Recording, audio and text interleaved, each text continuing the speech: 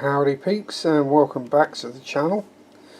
Not a lot today, just a quick update on a few tanks. As you can see, this is the 10-gallon Lovefish Panorama, the 40 litre, which is home to the Ember Tetras and the Epistogramma pair of Robert and Roberta. Now, combination good and sad news from here. Good news is, I believe Roberta's laid eggs again, judging by the way she's been reacting. And also, therefore, the sad news is that they've been clearing out the old fry, as it were. Which means, unfortunately, most of them disappeared before I figured out what was going on. And therefore, I'll get them on camera. Get rid of the glare sharp, that might help. There we go. Therefore, this guy, I think pretty much has eaten most of the babies from the last batch. However, I did manage to save 4 or 5 of them and move them in with the Celestial Pearl Danios, so hopefully, fingers crossed, they do okay in there, grow, survive, thrive, all that. So, Roberta has been spending most of her time down in the cave. It was when I spotted her gardening again I realised what had happened. She was laying again. Oh, there is a remaining fry. I might have to see if I can catch him out with a airline siphon in a minute. But that's just been going on with that tank. The first I'll know there are babies is when they get moved into that hollow that has been dug out under the wood. As soon as they hatch, that's where she moves them to.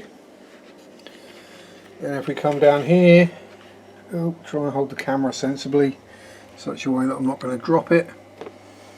We have the smaller of the bristlenose grow out tubs, which you can see is fairly full of tubby little bristlenoses at the moment.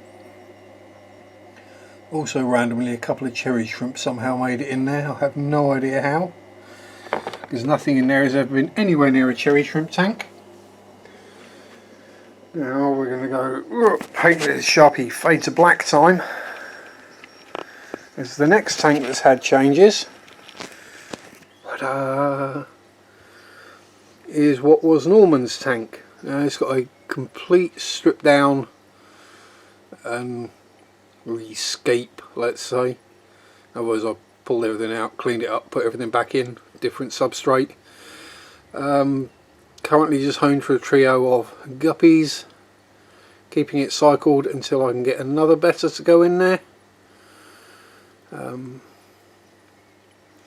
You know, maybe some fresh baby guppy fry for a new betta to chase around and munch, but so otherwise everything going well in there at the moment, no issues.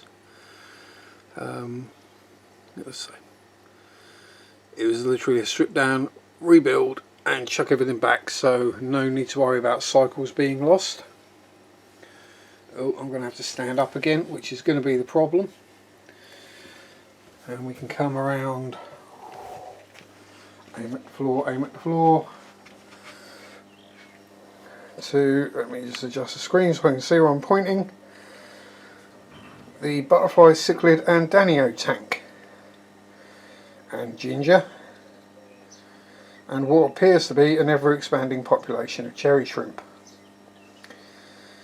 Generally all going well in here, as I say, apart from the shrimp that shouldn't be in there. Just one slight issue, you can probably see one of the glow light Danios there. It's definitely lost its glow lights. It's basically turning white.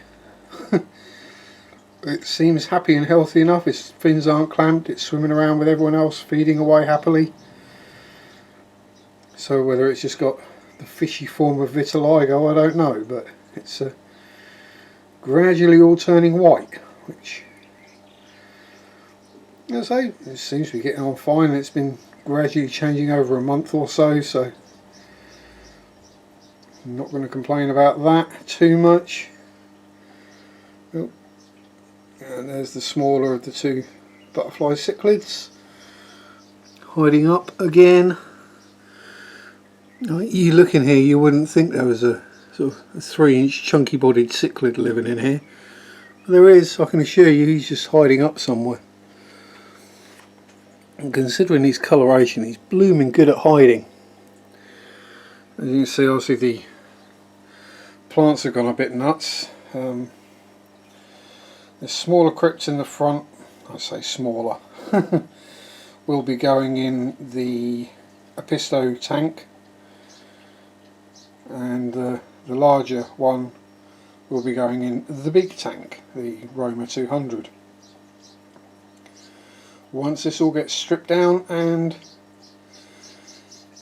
the theory is, and the plan is, to turn it into a shell dweller tank for some multifasciatus. So that'll be fun to do, fun to see what happens, how everything gets on. But again, the same thing will happen. I'll pull everything out, rescape, blah blah blah, but keep the filter wet and running, and keep the cycle intact, and then either drop the butterfly cichlids back in or some guppies to keep the cycle going. Depends how I'm feeling or what happens at the time as to whether I can move any fish on by the time I do it. Then if we come over to here, we'll excuse the poopy water on the floor. This is where the remaining Apisto fry have gone, and where the next batch will probably end up moving to, unless I can free up a tub. The CPDs are currently going a bit crazy because they've had a breakfast of baby brine shrimp. But again, healthy, happy tank, no issues in there. It does grow a fair bit of algae, but I'm not surprised, as it does get direct sunlight through the back door, which, if you're going to be growing baby fish in there, it's probably a good thing. And then, as usual, down in front of it, we have the larger Pleco grow out tub. And some of these guys are getting rather chunky at the moment. There's well in excess of 100 in here, so yes, it is massively overstocked. But there's nothing I can do at the moment to move them on, so they're going to have to stay that way for now. Water changing twice a week, cleaning the filters out twice a week. You can see one of the big old ones sat down beside the piece of zucchini there. And to give a sense of scale, that is a teaspoon on a chunk of zucchini. So I think the majority of these are probably nearly ready to sell. So as soon as I can, I will be moving a bunch out. But there we go. And that's what's been occurring in the world of Sharpie of late. Sorry, it's not really much of a video this week, but busy work stuff. Not been really able to go out and get stuff to do new things with. So we're stuck with what we have at the moment. And hopefully in a week, 2, maybe 3, things will start opening up. Oh, and I don't know if Chattanooga Ed, if you're watching, that's my entry for Project Basilia of the world's ugliest guppy. Bless her, she's lovely. She's completely S-shaped. I mean, look at the shape of that spine. She's got a solid tail, but every month, without fail, she gives birth to a big old batch of new babies. So the boys definitely like her. Anyway, there we go. Thanks for watching.